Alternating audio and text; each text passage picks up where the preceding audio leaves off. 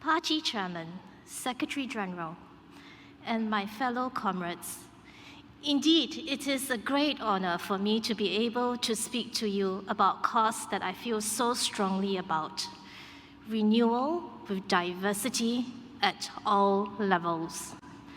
About 9 years ago, I left a rather challenging job as a litigator specializing in shipping law for an in-house legal role. I was a young mother then, and I wanted to spend more time to focus on my young children. It was ironic that that very same year, I signed myself up as a PAP branch activist. I'm sure many of you out here would attest to the fact that being a branch activist can be another full-time job. So I was questioned by my husband. He could not understand my motives for signing up for a cause that essentially meant less time for my family and my young children. I had to explain my motives. My motives were powered by my motherly instincts. After GE 2011, I was concerned, very concerned about the future of Singapore. Like many mothers out here, I wanted my daughter to grow up in a safe environment, to be able to walk along the streets of Singapore late at night without me having to worry about her safety. I wanted my son to be a part of a system that rewards merits and honest work. I could not face the prospect of another political party that spews out populist sentiments just to garner votes to govern Singapore. I wanted a party who could secure my children's future. Hence, my journey as a branch activist started out by being an MPS writer at the Bukit Timah branch. Over the years, I took on more roles, such as legal matters and helping out with communication strategies during the general elections. But after having a taste of fighting in the general elections, what struck me most is that focusing on MPS is not good enough to secure votes for the party. As political activists and as true believers of the cause, we need to do more than just social and administration work. Yes, writing appeals is fine, but majority of our voters never need to come for MPS. Again, helping the needy is extremely important, but then again, majority of our voters do not need our care packs or our supermarket vouchers. So we must fight for the party.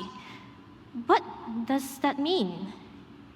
It means to fight for a cause for an ever better Singapore. It is not enough for our MPs and our candidates to do the fighting for us. It is not enough to simply just fight during the 9 days of campaign. Fighting need not be fierce. It is about winning over hearts and minds. Every conversation, every email exchange, and every chance encounter is an opportunity for us to win over voters to our cause. And this is something each and every activist can do every single day. So, we have our work cut out for us. Our challenge, the challenge for the party, is to attract more believers of all diversities to our cause and to ensure that we are able to tap on their strengths. Which comes to the crux of my speech. The PAP leadership has long recognized the need for continual renewal. This is apparent in the number of new candidates that have been fielded in every GE. However, the party has to go beyond the injection of only new candidates during the general election. It has to constantly rejuvenate itself with fresh blood at every single level.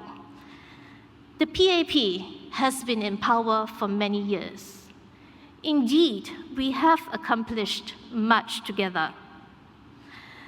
But perhaps because of our long period in power, we suffer from a particular disadvantage. Like many long-ruling political parties in other countries, we run the risk of complacency. We have to avoid the dangers of groupthink and stagnation. We must not wallow in our own echo chambers. We must introduce new energies, new diversities, diversity in age, gender, race, and background. We need to ensure that our party's membership truly reflects the diversity of Singapore. And most importantly, we have to make sure that the diversity counts in anticipating ground needs, input in policy formulation, and communicating effectively with our voters. So, how are we doing on diversity in the party? In the last GE, our party has fielded the largest number of PAP female candidates ever. But there is still room for improvement. Currently, 26.9% of branch chairs are females. What is the percentage of branch secretaries who are females? 12.9%. This clearly does not reflect the gender distribution of female voters, where half of our voters are women. I say we must empower more women to helm the running of branches. Gender diversity is essential to the PAP. At this juncture, I must really thank my comrades, Comrade Simen, my veteran branch comrades, who I affectionately call 前辈, or we call them seniors. Last but not least, my branch comrades, as well as my fellow comrades from the Holland Bukit Timah branch. You know who you are. I truly appreciate and thank you for your confidence and support. However, my very first act as branch secretary is to look for my successor. I must step aside to look for newer talents and newer energies.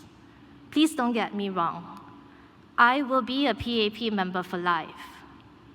But if you do still see me holding on this position of branch secretary for 2 GEs down the road, then surely something must have gone wrong with our renewal process.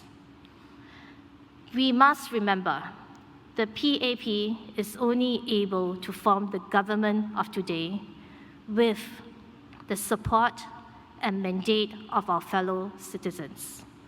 This we must never take for granted. We must make sure PAP truly reflects the diversity of Singapore. Majula PAP, Majula Singapura.